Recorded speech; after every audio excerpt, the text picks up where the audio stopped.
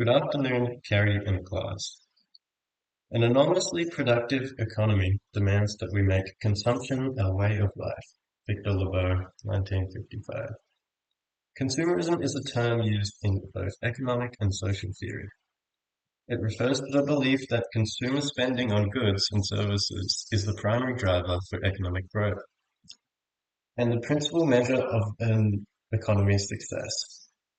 The term consumerism also describes an attitude of excess towards consumers spending due to the belief that the consumption of goods and services is tied to an individual's happiness and social capital. As such, people are not individuals but consumers under consumerist theory. Pop art was a response to increased consumerism following the economic boom that occurred in many Western countries post-World War II. And that hit its peak in the mid-1960s. The pop art style was flat, comedic, colorful, and commercial-like. The movement challenged traditional fine art by drawing on imagery from popular culture and, by extension, consumerist culture. The imagery that pop artists drew upon included comic books, advertising material, product packaging, and mass-produced objects. Artists of the pop art movement rejected the idea that art should be inaccessible, aiming to make art more accessible to the everyday person.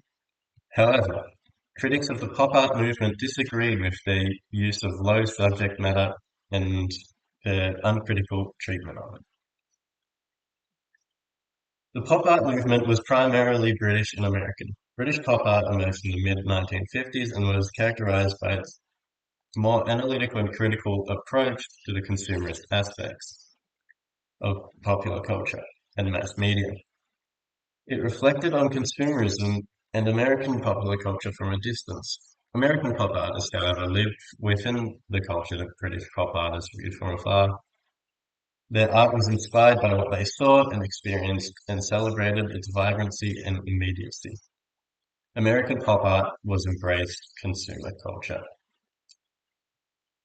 Andy Warhol, famous for creating Campbell's soup cans in 1962, a collection of prints detailing Campbell's soup cans, was a central figure in the American pop art movement.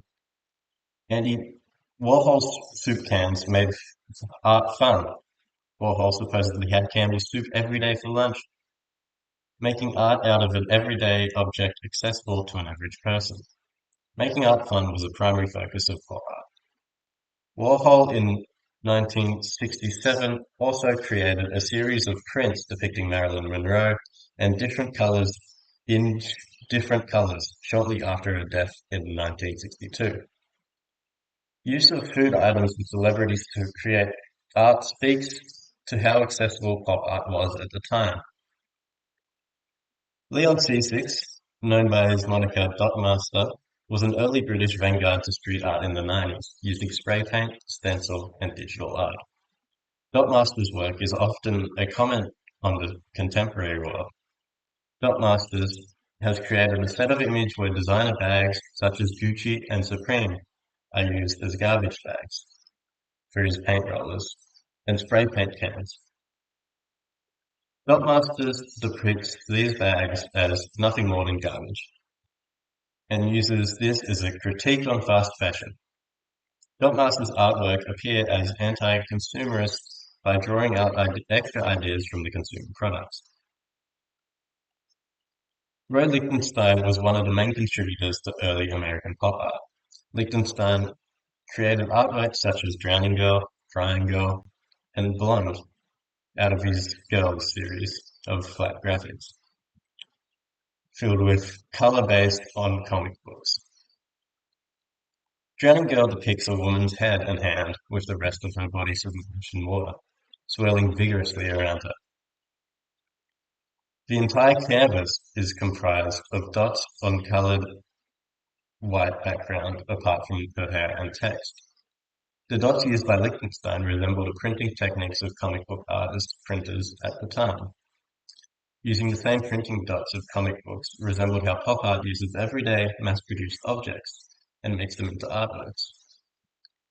Lichtenstein's Blonde Waiting depicts a blonde woman staring at an alarm clock an image easily relatable to, like a girl waiting for a prince to show up.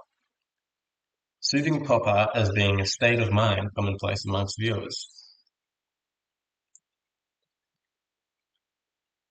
Overall, artists like Warhol, Lichtenstein, and Dot Masters use pop art to express consumerism, either as a way to bring new artists into the field, use readily available items to create art, or critique the overconsumption of people and the business that prey on those people. Thank you for listening.